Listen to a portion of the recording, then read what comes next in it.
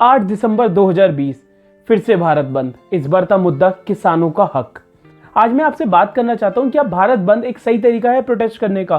क्या भारत बंद से किसी का फायदा हो सकता है? इसको जानने के लिए हमें थोड़ा सा हिस्ट्री में जानना पड़ेगा, थोड़ा सा सोचना पड़ेगा कि ये शुरू क्यों हुआ था। तो जो ये प्रोटेस्ट के तरीके हैं, जैसे कि नॉन कॉपरेशन, सत्याग्रह, भारत बंद जैसे जो तरीके हैं, वो कौन लाया था? वो किसने ज्यादा पॉपुलर करे थे? वो थे गांधी जी।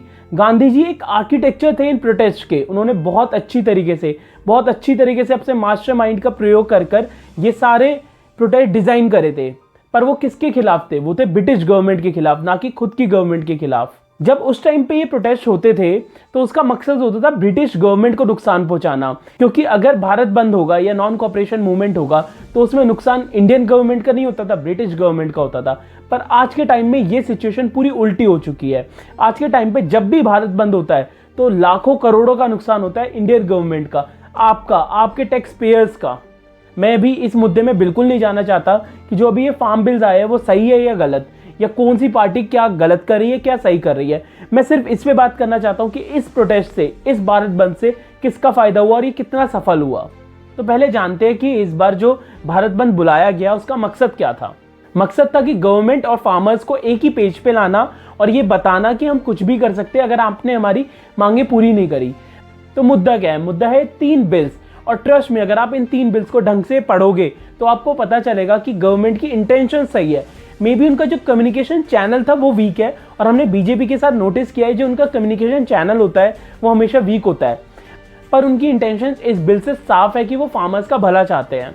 और अभी रिसेंटली गवर्नमेंट ने ये भी बोल दिया है कि हम सारी मांगे पूरी करने को तैयार है, हम एक अच्छा कम्युनिकेशन चैनल बनाने को तैयार है। तो आज भारत बंद क्यों? और भारत बंद से किसका नुकसान है? गवर्नमेंट का नुकसान है, बीजेपी का नुकसान है, या किसका नुकसान है? इससे नुकसान है आपका और हमारा। तो प्लीज भारत बंद करना बंद करो, क्योंकि भारत बहुत सालों से ऑलरेडी बंद था। अब ये चलना शुरू हुआ है तो इसको प्लीज चलने दो और हम सब मिलकर इसको चलाएंगे। अगर आपको प्रोटेस्ट करना है तो एक कंस्ट्रक्टिव वे सोचिए प्रोटेस्ट का। मैं एक एग्जांपल दूंगा प्रोटेस्ट के तरीके का, जिससे गवर्नमेंट का भी कोई नुकसान नहीं होता, देश का भी कोई नुकसान नहीं होता, और गाड़ी ऐसी ही चलती रहती है और प्रोटेस्ट भी हो जाता है। जापान में लोग क्या करते हैं, जापान में अगर कोई भी स्ट्राइक होती है तो वो मेक श्योर करते हैं कि कंस्ट्रक्टिव वे हो स्ट्राइक का, किसी को नुकसान ना हो, किसी आम टैक्स पेयर की असुविधा ना हो। मान लो उनको एक शू फैक्ट्री में स्ट्राइक करनी है तो वो मेक श्योर करते हैं कि वो शू फैक्ट्री में ऐसे स्ट्राइक करे कि असुविधा ना हो किसी को। तो वो क्या करते हैं, वो लेफ्ट पैर के शू बनाने लग जाते हैं।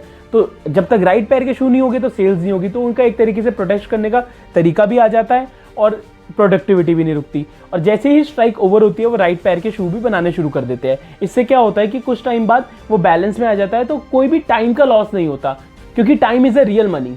और अगर मैं इंडिया में बात करूं तो इंडिया में क्या होता है, बस जलाना, गाड़ी फूकना, वायलेंट हो जाना, पत्थरबाजी करना।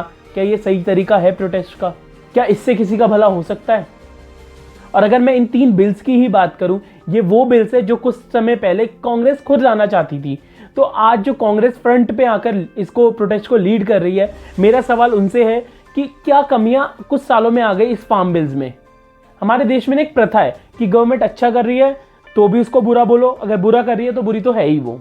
अब हमें ये मेंटालिटी चेंज करनी पड़ेगी, क्योंकि हमारा देश ऑलरेडी काफी पीछे जा चुका है। गाइस, हम सबको मिलकर आगे बढ़ना होगा। इन प्रोटेस्ट से कुछ नहीं होगा। अगर कोई प्रॉब्लम है तो एक टेबल पे आओ, डिस्कशन करो, और डिस्कशन के बाद सॉल्यूशन पक्का निकलेगा। क्योंकि ये जो सरकार है वो हमारे लिए है, चाहे वो कांग्रेस हो, चाहे वो बीजेपी हो, चाहे वो अकाली दल हो, चाहे कोई भी हो। ये जो सारी सरकारें हैं वो हमारे लिए है, तो इनसे डिस्कशन करके एक सॉल्यूशन निकाला जा सकता है। तो गाइज, आपसे मेरी हाथ जोड़ के विनती है कि भारत बंद करना बंद कीजिए और देश को चलने दीजिए। और जो पॉलिटिकल पार्टीज अपने इंटरेस्ट की वजह से भारत बंद बुलाती है उनका साथ देना बंद कीजिए। अगर आपको ये वीडियो पसंद आई हो तो प्लीज़ हमें कमेंट सेक्शन में बताना, और अब अगला टॉपिक आप किस पे हमसे वीडियो देखना चाहते हैं वो भी बताना। जय हिंद।